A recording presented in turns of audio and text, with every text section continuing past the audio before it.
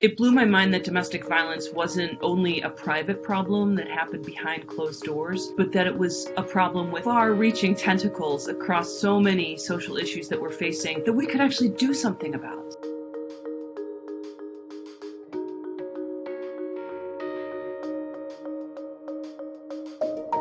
The term is limited really to the world of women. It's an incredibly gendered term. It's domestic work. We domesticate our pets.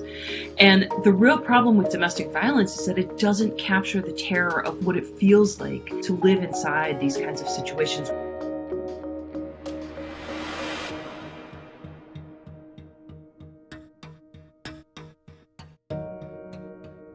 It is not the physical violence that is so terrible, it is the anticipation of it.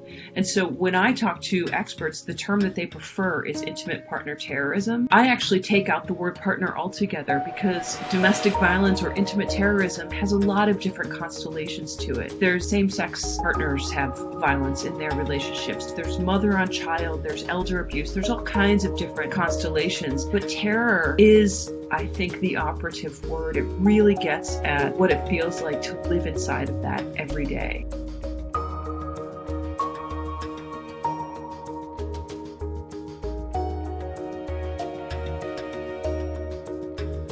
There are neurological brain scans of domestic violence victims that are compared to prisoners of war. The brain scans are similar, and that to me was so telling in terms of how we have to think about treating victims of domestic violence. It's the anticipation. It's having a gun held to your head with the threat of being killed. It's the idea that a court could say, oh my gosh, you've let your children live in a home where there's violence, we're going to take your children away from you. They could be traumatized twice over.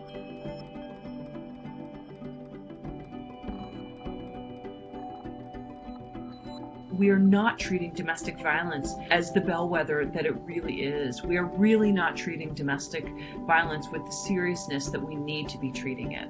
I think what we're really seeing today is a conversation about domestic violence in a way that we really have not seen before. There are forces galvanizing. There are protests in South Africa where a woman is killed every 3 hours. There are huge protests in Spain. There are protests in France. And here in the States, since 2017, we've seen the rate of domestic violence homicide increase by 33%. And I think that women are angry, and I think that our male allies are angry. I think that we are really standing at a moment when change can happen. Let's run with it. Let's get our policy in place, let's get our legislation in place, but let's also get our communities in order. Let's get our local leaders to create programs. Let's talk to our neighbors. Let's talk to people in our community. I'm really hopeful, actually.